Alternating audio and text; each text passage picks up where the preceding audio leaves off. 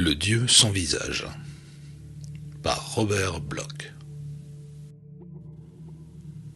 La chose étendue sur le chevalet de torture se mit à gémir. Un grincement se fit entendre lorsque le levier allongea encore d'un cran le lit de fer. Le gémissement devint un cri perçant, d'agonie absolue. « Ah, nous le tenons enfin », dit le docteur Stugach. Il se pencha sur l'homme supplicié étendu sur la grille de fer et sourit tendrement à son visage ravagé par la douleur. Ses yeux teintés d'un amusement délicat embrassèrent chaque détail du corps devant lui. Les jambes enflées à vif et furieuses sous l'étreinte de la botte de feu, le dos et les épaules lacérées encore cramoisies sous le baiser du fouet, les restes sanglants et broyés d'une poitrine écrasée par la caresse du cercueil hérissé de pointes. Avec une sollicitude douce, il observa les finitions apportées par le chevalet lui-même, les épaules disloquées, le torse tordu, les doigts écrasés et brisés, et les tendons pendants des membres inférieurs. Puis il reporta son attention sur le visage tourmenté du vieil homme. Il rit doucement, d'une voix semblable au tintement d'une clochette. Puis, parla. « Eh bien, Hassan, je ne pense pas que vous vous montrerez encore récalcitrant face à une persuasion aussi éloquente. Allons, dites-moi où je peux trouver cette idole dont vous parlez. » La victime mutilée se mit à sangloter, et le docteur dut s'agenouiller près du lit de douleur pour comprendre ses marmonnements incohérents. Pendant près de 20 minutes, la créature gémit ainsi, puis finit par se taire. Le docteur Stugach se releva, une lueur satisfaite dans ses yeux bienveillants. Il fit un bref signe à l'un des tortionnaires qui actionnait le mécanisme du chevalet. L'homme acquiesça et s'approcha de l'horreur vivante sur l'instrument. Elle pleurait maintenant. Elle pleurait des larmes de sang. Le tortionnaire tira son sabre, il siffla vers le haut puis s'abattit à nouveau. Il y eut un bruit sourd d'impact broyant, puis une petite fontaine jaillit, éclaboussant le mur derrière d'une tache écarlate. Le docteur Stugach sortit de la pièce, verrouilla la porte derrière lui et gravit les marches menant à la maison au-dessus. En soulevant la trappe barrée, il vit que le soleil brillait. Le docteur se mit à siffler. Il était particulièrement satisfait. Le docteur Stugach avait de bonnes raisons d'être satisfait. Depuis plusieurs années, il était ce qu'on appelle vulgairement un aventurier. Il avait fait de la contrebande d'antiquités, exploité de la main-d'œuvre sur le Haut-Nil. Il lui était même arrivé de tomber assez bas pour participer au commerce des marchandises noires, interdit mais florissant dans certains ports de la mer Rouge. Il était venu en Égypte longtemps auparavant comme attaché à une expédition archéologique dont il avait été congédié sans la moindre forme de ménagement. La raison de ce renvoi n'a jamais été connue, mais on chuchotait qu'on l'avait surpris à tenter de s'approprier certains trophées de l'expédition. Après sa mise au jour et sa disgrâce, il avait disparu pendant un temps, et plusieurs années plus tard, il était revenu au Caire et avait ouvert un établissement dans le quartier indigène. C'est là qu'il avait pris ses habitudes d'homme d'affaires, sans scrupules, qui lui avait valu une réputation douteuse et un profit considérable. Il semblait parfaitement satisfait de l'un comme de l'autre. À l'époque, c'était un homme d'environ 45 ans, petit et trapu, avec une tête en forme de balle posée sur de larges épaules simiesques. Son torse épais et sa panse proéminente étaient portés par 2 jambes grêles qui contrastaient étrangement avec le haut de ce corps massif. Malgré cette apparence falstaffienne, il était dur et impitoyable. Ses yeux porcins étaient pleins d'avidité, sa bouche charnue était lubrique, son seul sourire naturel était celui de la cupidité. C'était précisément cette nature avide qui l'avait conduit à sa présente aventure. D'ordinaire, Stugach n'était pas un homme crédule. Les habituelles histoires de pyramides perdues, de trésors enterrés et de momies volées ne l'impressionnaient pas. Il préférait quelque chose de plus solide. Une cargaison de tapis de contrebande, un peu d'opium passé en douce, quelques marchandises humaines illicites. Voilà des choses qu'il pouvait apprécier et comprendre. Mais cette affaire-ci était différente. Aussi extraordinaire qu'elle parut, elle promettait beaucoup d'argent. Stugach était assez malin pour savoir que bon nombre de grandes découvertes de l'égyptologie avaient été provoquées par des rumeurs aussi folles que celles qu'il avait entendues. Il connaissait aussi la différence entre une vérité improbable et une invention mensongère. Et cette histoire-là avait un goût de vérité. En bref, elle se résumait ainsi. Une certaine bande de nomades engagés dans un voyage secret avec une cargaison de biens obtenus de façon illégale suivait un itinéraire particulier. Ils ne jugeaient pas les pistes habituelles des caravanes très saines pour eux. En voyageant près d'un endroit donné, ils avaient aperçu par hasard une étrange roche ou une pierre dans le sable. La chose avait manifestement été enfouie, mais de longues années de glissement et de tourbillonnement des dunes au-dessus avaient découvert une partie de l'objet. Ils s'étaient arrêtés pour l'examiner de plus près et avaient fait une découverte stupéfiante. Ce qui dépassait du sable était la tête d'une statue de l'Égypte ancienne, portant la triple couronne d'un dieu. Son corps noir était encore submergé, mais la tête semblait parfaitement conservée. C'était une tête très particulière, et aucun des indigènes ne pouvait ni ne voulait reconnaître la divinité, bien que les chefs de la caravane les eussent interrogés de près. L'ensemble était un mystère impénétrable, une statue parfaitement préservée d'un dieu inconnu enterré toute seule dans le désert du sud, loin de toute oasis, à 200 milles du plus petit village. Manifestement, les hommes de la caravane avaient compris quelque chose de son caractère unique, car ils ordonnèrent que 2 gros rochers voisins soient placés sur l'idole comme repère, au cas où il reviendrait un jour. Les hommes obéirent, quoique visiblement à contre-cœur, tout en marmonnant des prières entre leurs dents. Ils semblaient terriblement effrayés par l'image enfouie, mais ne firent que répéter leur ignorance lorsqu'on les pressa de questions à ce sujet. Une fois les rochers posés, l'expédition dut reprendre sa route. Le temps ne permettait pas de déterrer la figure entière, ni de tenter de l'emporter. De retour au nord, ils racontèrent leur histoire, et comme la plupart des récits, elle finit par parvenir aux oreilles du docteur Stugach. Stugach pensa vite. Il était évident que les découvreurs initiaux de l'idole ne lui accordaient pas une grande importance. Pour cette raison, le docteur pourrait facilement revenir sur les lieux et déterrer la statue sans difficulté, une fois qu'il saurait exactement où elle se trouvait. Le docteur sentit que cela valait la peine. Si cela avait été une histoire de trésor, il aurait ricané et l'aurait aussitôt classé parmi les contes à dormir debout habituels. Mais une idole, c'était autre chose. Il comprenait très bien pourquoi une bande ignorante de contrebandiers arabes pourrait négliger pareille découverte. Il comprenait aussi qu'une telle trouvaille pouvait lui apporter davantage que tout l'or d'Égypte. Il lui était facile de se rappeler les indices vagues et les allusions folles qui avaient guidé les premiers explorateurs. Ils avaient suivi bien des pistes aveugles lorsqu'ils avaient pour la première fois sondé les pyramides et fouillé les ruines des temples. Tous étaient des pilleurs de tombes, au fond, mais leur rapine les avait rendus riches et célèbres. Et pourquoi pas lui, alors ? Si le récit était vrai, et si cette idole était non seulement enfouie, mais totalement inconnue comme divinité, en parfait état, et dans un lieu aussi retiré, alors ces faits suffiraient à provoquer un tollé lorsqu'il exhiberait sa découverte. Il serait célèbre. Qui savait quels champs encore inexplorés il pourrait ouvrir en archéologie. Cela valait bien le risque. Mais il ne devait éveiller aucun soupçon. Il ne pouvait pas se permettre de demander l'endroit à des Arabes qui y avaient été. Cela provoquerait immédiatement des bavardages. Non. Il devait obtenir ces indications d'un indigène de la bande. En conséquence, 2 de ses serviteurs attrapèrent Hassan, le vieux chamelier, et l'amenèrent devant Stugach dans sa maison. Mais Hassan, lorsqu'on le questionna, parut terriblement effrayé et refusa de parler. Alors Stugach, comme on l'a vu, le fit conduire dans sa petite salle de réception au sous-sol, où il avait l'habitude par le passé de recevoir certains invités récalcitrants. Là, le docteur, dont la connaissance de l'anatomie lui était fort utile, parvint à amener son visiteur à parler, par les méthodes que nous venons de voir. Ainsi, le docteur Stugach sortit de la cave d'excellente humeur. Il se frottait les mains en consultant une carte pour vérifier ses informations, puis alla dîner, le sourire aux lèvres. 2 jours plus tard, il était prêt à partir.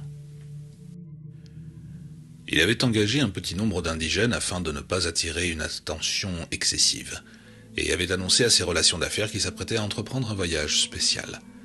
Il avait recruté un dragoman d'un genre étrange et s'était assuré que l'homme saurait tenir sa langue.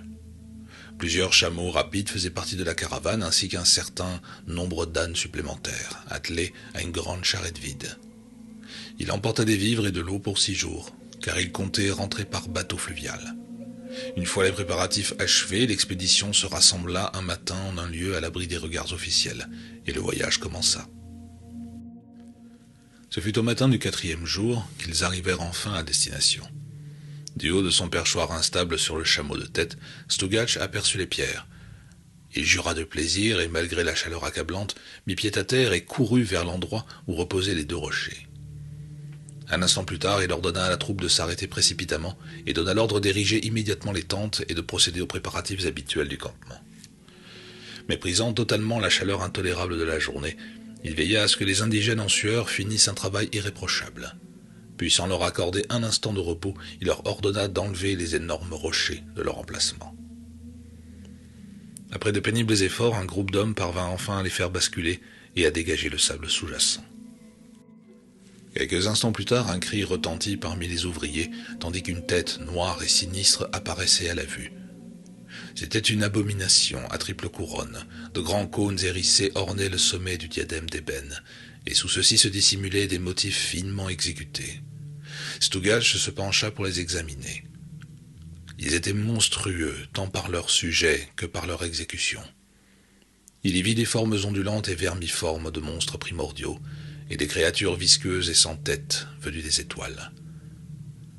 Il y avait des bêtes boursouflées revêtues de robes humaines, et d'anciens dieux égyptiens engagés dans des combats hideux contre des démons grouillants issus du gouffre.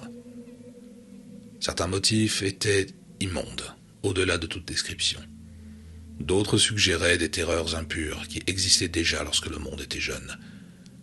Mais tous étaient mauvais, et Stugach, froid et endurci qu'il fût, ne pouvait pas les contempler sans sentir une horreur lui ronger l'esprit. Quant aux indigènes, ils étaient ouvertement terrifiés. Dès que le sommet de l'image fut visible, ils se mirent à jacasser hystériquement. Ils se retirèrent sur le côté de l'excavation et commencèrent à discuter à voix basse, en pointant parfois la statue, parfois la silhouette agenouillée du docteur. Absorbé par son inspection, Stugach ne saisit pas le sens de leurs propos, ni l'aura de menace qui émanait du dragoman renfrogné. Une ou 2 fois, il entendit de vagues allusions au nom de Nyarlathotep et quelques références au messager démon. Après avoir achevé son examen, le docteur se releva et ordonna aux hommes de poursuivre l'excavation. Personne ne bougea. Avec impatience, il répéta son ordre. Les indigènes restèrent immobiles, la tête basse, le visage fermé. Finalement, le dragoman s'avança et se mit à haranguer l'Effendi. Lui et ses hommes ne seraient jamais venus avec leur maître s'ils avaient su ce que l'on attendait d'eux. Ils ne toucheraient pas à la statue du dieu et avertissaient le docteur de garder ses mains à distance. Il était dangereux de s'attirer la colère de l'ancien dieu, le secret. Peut-être n'avait-il jamais entendu parler de Nyarlathotep. Il était le plus ancien de tous les dieux d'Égypte, de tous les dieux du monde. Il était le dieu de la résurrection et le messager noir de Karneter. Une légende racontait qu'un jour il se lèverait et ramènerait à la vie les morts d'autrefois, et sa malédiction était à éviter à tout prix. En écoutant, Stugach commença à perdre patience. Il interrompit brusquement le discours, ordonnant aux hommes de cesser de rester là, bouche bée, et de reprendre le travail. Pour appuyer son ordre, il sortit 2 revolvers Colt de calibre 32. Il assumerait toute la responsabilité de cette profanation, et il n'avait peur d'aucune maudite idole de pierre au monde. Les indigènes semblèrent suffisamment impressionnés, à la fois par les revolvers et par sa profanité éloquente. Ils se remirent à creuser, détournant timidement les yeux de la forme de la statue. Quelques heures de travail suffirent pour mettre l'idole entièrement au jour. Si la couronne de pierre avait suggéré l'horreur, le visage et le corps la proclamaient ouvertement. L'image était obscène et d'une malignité choquante. Elle possédait une qualité indescriptiblement étrangère. Elle était sans âge, immuable, éternelle. Pas la moindre éraflure ne marquait sa surface noire et grossièrement ciselée. Durant ces siècles d'ensevelissement, aucune altération n'avait touché ses traits infernaux. Stugach la voyait maintenant telle qu'elle devait l'être lorsqu'on l'avait enterrée pour la première fois. et le spectacle n'était pas agréable à contempler. Elle ressemblait à un sphinx miniature, un sphinx de taille humaine avec des ailes de vautour et le corps d'une hyène.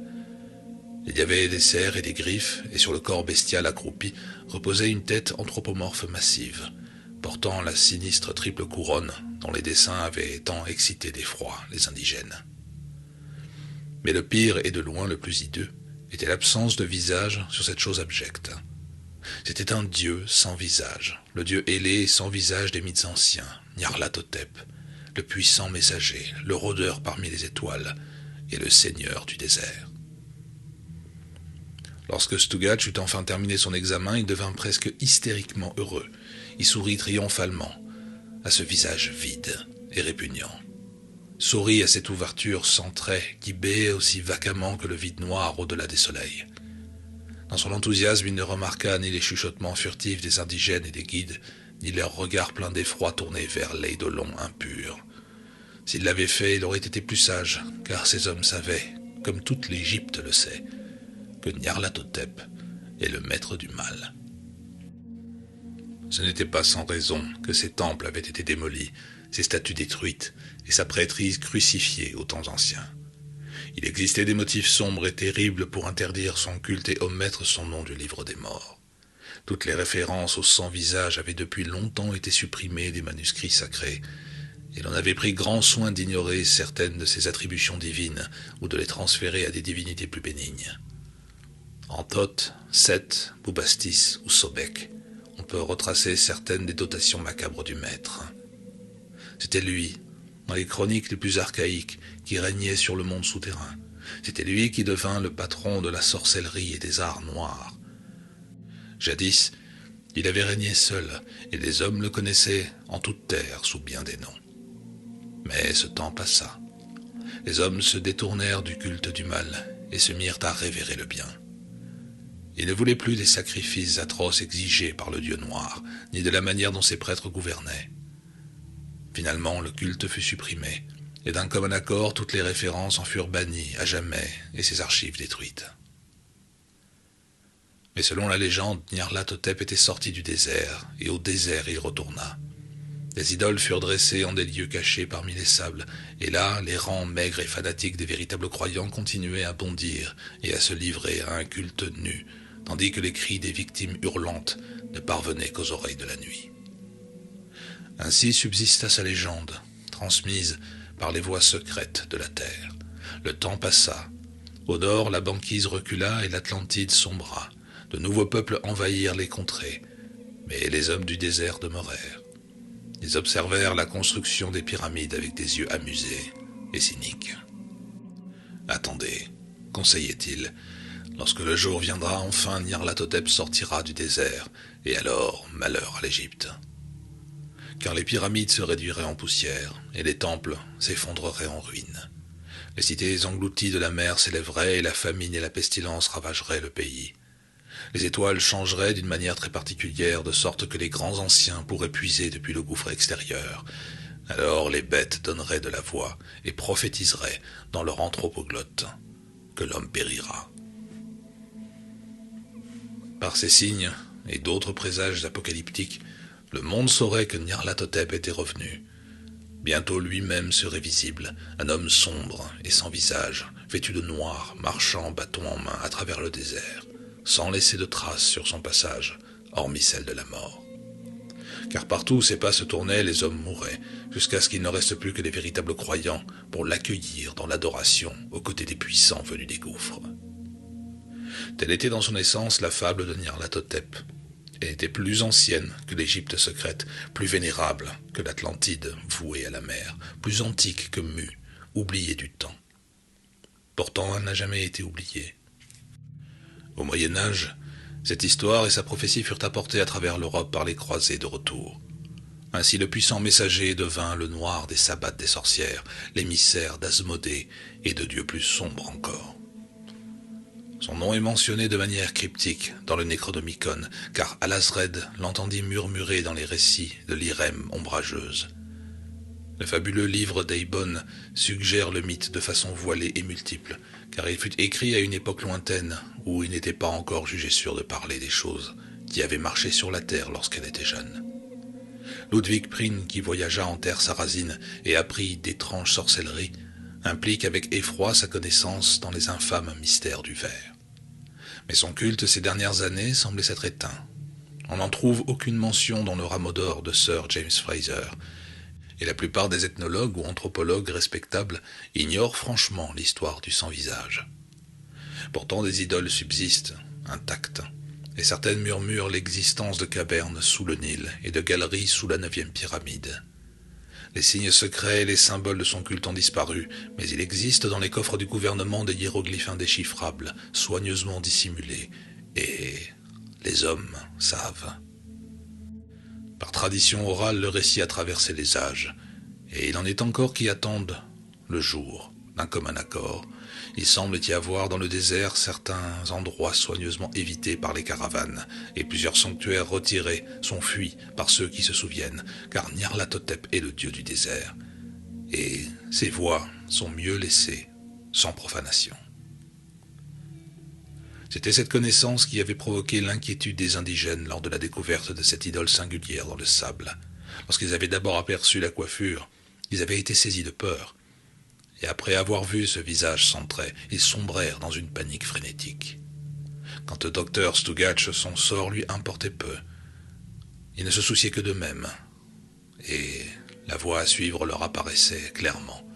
Ils devaient fuir, et fuir sans délai. Stugach, lui, n'y prêta aucune attention.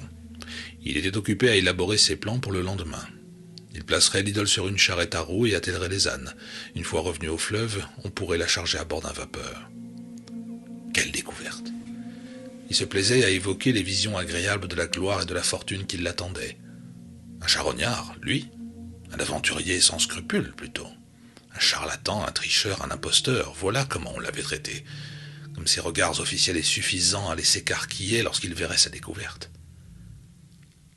Le ciel seul savait quelle perspective cette chose pouvait lui ouvrir. Il pouvait bien exister d'autres autels, d'autres idoles, peut-être même des tombes et des temples. Il savait vaguement qu'il existait quelques légendes absurdes concernant le culte de cette divinité, mais s'il pouvait seulement mettre la main sur quelques indigènes supplémentaires capables de lui fournir les renseignements qu'il désirait. Il sourit, rêveur, drôle de mythe superstitieux. Les hommes avaient peur de la statue, c'était évident. Quant au dragoman, avec ses citations stupides, comment disait-il déjà ? Nyarlathotep est le messager noir de Carnéter. Il vient du désert, traverse les sables brûlants et traque sa proie à travers le monde, qui est le domaine de son règne. Ridicule. Tous les mythes égyptiens étaient stupides. Les statues à tête animale prenant soudain vie, la réincarnation des hommes et des dieux, des rois insensés bâtissant des pyramides pour des momies. Eh bien, beaucoup de fous y croyaient, pas seulement les indigènes d'ailleurs. Ils connaissaient des illuminés qui accordaient foi aux histoires de malédiction des pharaons et à la magie des anciens prêtres. Il y avait quantité de récits extravagants sur les tombes antiques et les hommes qui mouraient après les avoir profanés. Rien d'étonnant à ce que ces simples ouvriers croient à de telles balivernes. Mais qu'ils y croient ou non, il déplacerait son idole, pensant même s'il devait les abattre pour les forcer à obéir. Il rentra dans sa tente parfaitement satisfait. Le garçon lui servit son repas, et Stugach dîna de bon appétit, comme à son habitude. Puis il décida de se coucher tôt en prévision des opérations du lendemain matin. Les garçons pouvaient veiller sur le camp, décida-t-il. En conséquence, il s'allongea sur son lit de camp et s'endormit bientôt d'un sommeil paisible et satisfait. Il se réveilla quelques heures plus tard. Il faisait très sombre et la nuit était étrangement silencieuse. Une fois, il entendit le hurlement lointain d'un chacal en chasse, mais le son se fondit bientôt dans un silence funèbre. Surpris par ce réveil soudain, Stugach se leva et alla jusqu'à l'entrée de la tente, tirant le pan pour regarder dehors. Un instant plus tard, il jura, dans une rage frénétique. Le camp était désert. Le feu s'était éteint. Les hommes et les chameaux avaient disparu. Il n'avait ni armes, ni eau, et il était seul. Il se tenait devant l'entrée de la tente et contemplait terrifié l'immensité solitaire du désert. La lune brillait comme un crâne d'argent dans un ciel d'ébène. Un vent chaud soudain froissa l'océan infini de sable et le fit frissonner en vagues minuscules. Puis le silence retomba, un silence incessant. C'était le silence de la tombe. Le silence éternel des pyramides, où dans des sarcophages croulants les momies reposent, leurs yeux morts fixés sur une obscurité immuable et sans fin. Il se sentit indiciblement petit et seul dans la nuit, conscient de puissances étranges et funestes qui tissaient les fils de son destin en un ultime motif tragique. Nyarlathotep. Il le savait, et la vengeance était implacable. Mais c'était absurde, il ne devait pas se laisser troubler par de telles fadaises. Ce n'était qu'une autre forme de mirage du désert, une illusion assez commune dans de pareilles circonstances. Il ne devait pas perdre son sang-froid maintenant, il devait faire face aux faits avec calme. Les hommes avaient décampé avec les provisions et les bêtes à cause de quelques superstitions indigènes délirantes. Cela, au moins, était réel. Quant à la superstition elle-même, il ne devait pas s'en soucier. Ces fantaisies morbides disparaîtraient bien assez tôt avec le soleil du matin. Le soleil du matin. Une pensée terrible l'assaillit. La réalité effroyable du désert à midi. Pour atteindre une oasis, il serait contraint de marcher jour et nuit avant que le manque de nourriture et d'eau ne l'affaiblisse au point de l'empêcher de continuer. Une fois qu'il quitterait cette tente, il n'y aurait plus d'échappatoire, aucun refuge contre cet œil impitoyable dont les rayons aveuglants pouvaient lui brûler le cerveau jusqu'à la folie. Mourir dans la chaleur du désert était une agonie inconcevable. Il devait rentrer. Son œuvre n'était pas encore achevée. Il fallait qu'une nouvelle expédition vienne récupérer l'idole. Il devait rentrer. Et puis Stugach ne voulait pas mourir. Ses lèvres épaisses tremblaient de peur lorsqu'il pensa à la douleur, à la torture. Il n'avait aucune envie de subir l'agonie de l'homme qu'il avait fait étendre sur le chevalet. Le pauvre diable n'avait pas eu l'air très agréable là-dessus. Ah non, la mort n'était pas pour le docteur. Il devait se hâter. Mais où aller? Il regarda autour de lui avec frénésie, essayant de se repérer. Le désert se moquait de lui avec son horizon monotone et indéchiffrable. À l'instant, le désespoir le plus noir lui serra le cerveau. Puis une inspiration soudaine jaillit. Il devait aller vers le nord, bien sûr. Et il se souvint alors des paroles laissées échapper par le dragoman cet après-midi-là. La statue de Nyarlathotep faisait face au nord. Jubilant, il fouilla la tente à la recherche du moindre reste de nourriture ou de provisions. Il n'y avait rien. Il avait sur lui des amulettes et du tabac et trouva dans son paquet un couteau de chasse. Lorsqu'il quitta la tente, se sentait presque confiant. Le reste du voyage serait désormais enfantinement simple. Il marcherait toute la nuit et couvrirait autant de terrain que possible. Sa couverture pourrait sans doute le protéger du soleil de midi le lendemain, et en fin d'après-midi il reprendrait sa route lorsque le pire de la chaleur serait passé. En marchant rapidement la nuit suivante, il devrait se trouver près de l'oasis du Wadi Hassour au matin suivant. Il ne lui restait plus qu'à rejoindre l'idole et à fixer sa direction, puisque les traces de la caravane avaient déjà été effacées par le sable. Triomphant, il traversa l'aire du camp jusqu'à l'excavation où se dressait l'image. Et c'est là qu'il reçut le plus grand choc de tous. L'idole avait été réenterrée. Les ouvriers n'avaient pas laissé la statue profanée, mais avaient entièrement rebouché l'excavation, prenant même la précaution de replacer les deux pierres d'origine au sommet. Stugach ne pouvait pas les déplacer seul, et lorsqu'il réalisa l'ampleur de cette calamité, il fut envahi par un désespoir écrasant. Il était vaincu. Des jurons n'y changeraient rien, et dans son cœur, il ne pouvait même plus espérer prier. Nyarlathotep, seigneur du désert. C'est avec une peur nouvelle et mortelle qu'il entama sa marche, choisissant un cap au hasard et espérant contre toute attente alors que les nuages se dissiperaient afin de lui rendre les étoiles pour guide. Mais les nuages ne se levèrent pas, et seule la lune grinça sinistrement au-dessus de la silhouette chancelante qui luttait à travers le sable. Des rêves de derviche flottaient dans la conscience de Stugach tandis qu'il avançait. Quoi qu'il fît, la légende du dieu le hantait d'un sentiment d'accomplissement imminent. En vain, il tenta de forcer cet esprit embrumé à oublier les soupçons qui le tourmentaient. Il n'y parvenait pas. Sans cesse, il se surprenait à frissonner de terreur à l'idée qu'une vengeance divine le poursuivait jusqu'à sa perte. Il avait violé un lieu sacré, et les anciens se souviennent. Ses voix sont mieux laissées sans profanation. Dieu du désert, ce visage vide. Stugach jura férocement et continua d'avancer, minuscule fourmi au milieu de montagnes de sable ondulantes. Soudain, ce fut le jour. Le sable passa du pourpre au violet, puis s'embrasa d'une lueur d'orchidée. Mais Stugach ne vit rien, car il dormait. Bien avant ce qu'il avait prévu, son corps boursouflé avait cédé sous l'épreuve exténuante, et l'aube le trouva complètement épuisé. Ses jambes fatiguées se dérobèrent sous lui, et il s'effondra sur le sable, parvenant à peine à tirer la couverture sur lui avant de sombrer dans le sommeil.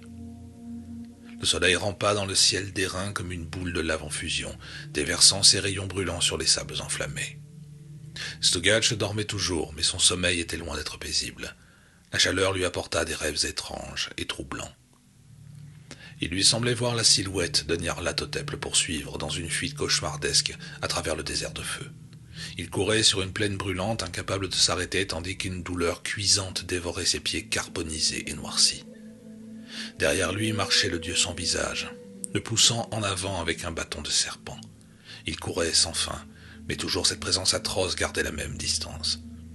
Ses pieds devinrent insensibles sous l'agonie brûlante du sable. Bientôt il avançait en boitant sur des moignons affreux et broyés, mais malgré la torture, il n'osait pas s'arrêter.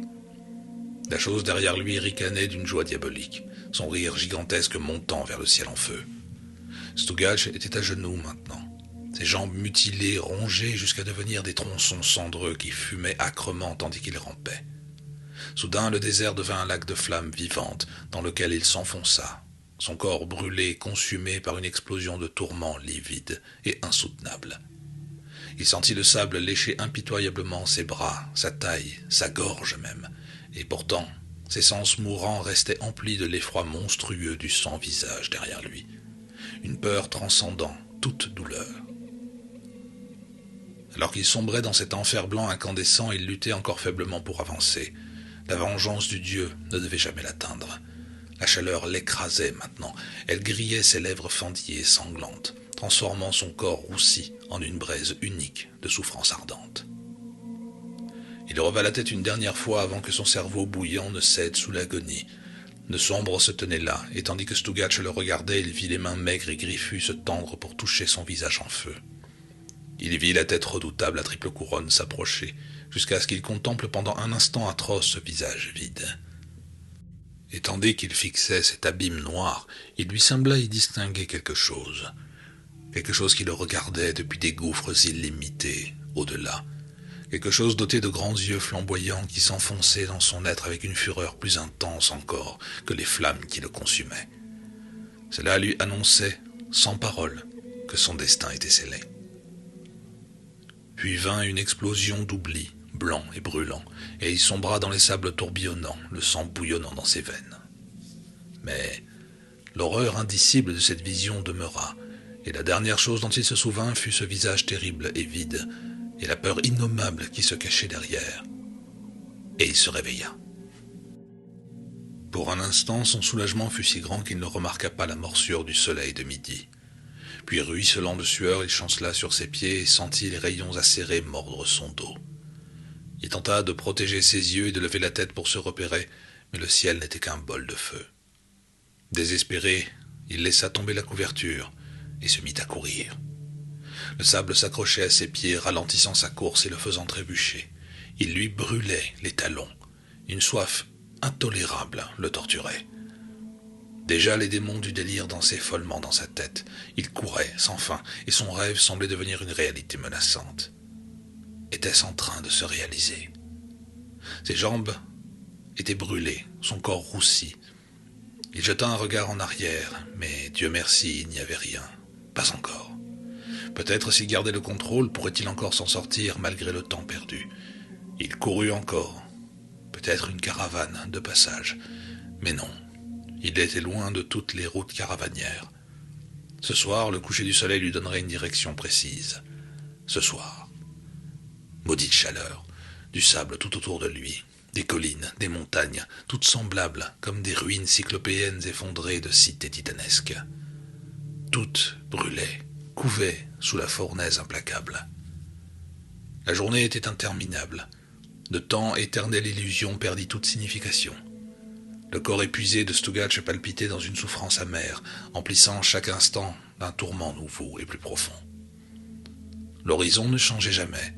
Aucun mirage ne venait troubler la vue cruelle et éternelle. Aucune ombre n'offrait de répit face à l'éclat sauvage.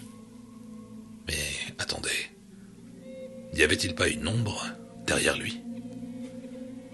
Une chose sombre et informe se tapissait à l'arrière-plan de son esprit.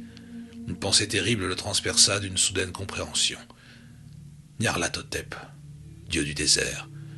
Une ombre le suivait, le poussant vers sa destruction. Ses légendes, les indigènes l'avaient averti, ses rêves l'avaient averti, même cette créature mourante sur le chevalet. Le puissant messager réclame toujours ce qui lui appartient, un homme noir tenant un bâton de serpent. Il vient du désert, traverse les sables brûlants et traque sa proie à travers la terre de son domaine. Une hallucination. Oserait-il regarder derrière lui? Il finit par tourner sa tête fiévreuse. Oui, cette fois c'était vrai. Il y avait bien quelque chose derrière lui, loin sur la pente inférieure, quelque chose de noir, de nébuleux, qui semblait avancer à pas feutrés. Avec un juron étouffé, Stugach se mit à courir. Pourquoi avait-il jamais touché cette image? S'il s'en sortait, il ne reviendrait jamais plus en cet endroit maudit. Les légendes étaient vraies. Le dieu du désert. Il courait encore, tandis que le soleil déposait des baisers sanglants sur son front. Il commençait à devenir aveugle. Des constellations éblouissantes tourbillonnaient devant ses yeux, et son corps battait une cadence hurlante dans sa poitrine. Mais dans son esprit, il n'y avait plus de place que pour une seule pensée. Fuir. Son imagination se mit à lui jouer d'étranges tours, et il lui semblait voir des statues dans le sable, des statues semblables à celles qu'il avait profanées. Leurs formes surgissaient partout, géantes et torturées, s'arrachant au sol et barrant son chemin d'une menace sinistre.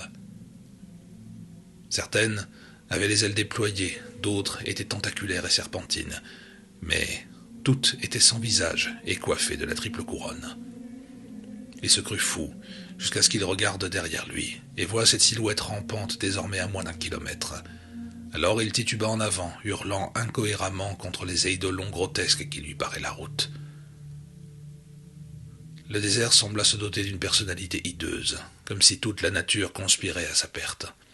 Les contours convulsés du sable s'emplirent d'une conscience maligne. Le soleil lui-même prit une vie mauvaise. Stugach gémit dans son délire. La nuit n'arriverait-elle donc jamais? Et pourtant elle arriva enfin. Mais à ce moment-là, Stugach n'en eut plus conscience. Il n'était plus qu'une chose chancelante et délirante, errant sur le sable mouvant, et la lune montante éclaira une créature qui tantôt hurlait, tantôt riait. Bientôt la silhouette se dressa péniblement et jeta un regard furtif par-dessus son épaule vers une ombre qui se rapprochait. Puis elle se remit à courir, criant sans cesse un seul mot, Nyarlathotep. Et tout ce temps, l'ombre restait à un pas derrière. Elle semblait animée d'une intelligence étrange et diabolique, car la forme poussait soigneusement sa victime dans une direction précise, comme si elle la rabattait vers un but déterminé. Les étoiles contemplaient alors une vision née du délire, un homme pourchassé à travers les sables sans fin par une ombre noire. Finalement, le fugitif atteignit le sommet d'une colline et s'arrêta en poussant un cri. L'ombre suspendit sa progression et sembla attendre. Stugach regardait en contrebas les vestiges de son propre camp, exactement tels qu'il les avait laissés la nuit précédente, et il comprit avec une horreur soudaine qu'on l'avait forcé à tourner en cercle pour revenir à son point de départ. Avec cette prise de conscience survint un effondrement mental salvateur. Il se projeta en avant dans un ultime effort pour échapper à l'ombre et se rua droit vers les 2 pierres sous lesquelles l'idole était enterrée. Alors se produisit ce qu'il redoutait. Car au moment même où il courait, le sol devant lui se mit à trembler sous l'effet d'un bouleversement gigantesque. Le sable se souleva en vagues énormes et engloutissantes, s'écartant de la base de 2 rochers. Par l'ouverture surgit l'idole, luisante de malveillance, sous la lumière lunaire. Et le sable affluant à sa base happa Stugach tandis qu'il se précipitait vers elle, aspirant ses jambes comme un sable mouvant, s'ouvrant à hauteur de la taille. Au même instant, l'ombre singulière se dressa et bondit en avant. Elle sembla se fondre avec la statue en plein air, comme une brume vivante et nébuleuse. Alors Stugach, se débattant dans l'étreinte du sable, sombra totalement dans la folie de la terreur. La statue informe brillait d'une vie infernale dans la clarté livide, et l'homme condamné fixa droit son visage d'un autre monde. Son rêve devenait réalité. Derrière ce masque de pierre, il vit un visage, aux yeux de folie jaune, et dans ses yeux il lut la mort. La figure noire déploya ses ailes contre les collines, et s'enfonça dans le sable, dans un fracas tonitruant. Il ne resta bientôt plus rien au-dessus de la terre qu'une tête vivante qui se tordait sur le sol, luttant vainement pour libérer son corps prisonnier de l'étreinte de fer du sable qui l'encerclait. Les imprécations se changèrent en cris frénétiques de pitié, puis se réduisirent à un sanglot où ne résonnait toujours qu'un seul mot. Nyarlathotep. Lorsque le matin arriva enfin, Stugach était encore en vie, et le soleil lui cuisait le cerveau dans un enfer d'agonie cramoisie. Mais pas pour longtemps. Les vautours planèrent au-dessus du désert et descendirent sur lui, presque comme s'ils avaient été surnaturellement appelés. Quelque part, enfoui sous ces sables, reposait une antique idole, et sur son visage sans trait se dessinait la plus infime ébauche d'un sourire monstrueux et caché. Car tandis que Stugach, l'incrédule, mourait, ses lèvres mutilées rendaient un hommage long et murmuré à Nyarlathotep, le seigneur du désert.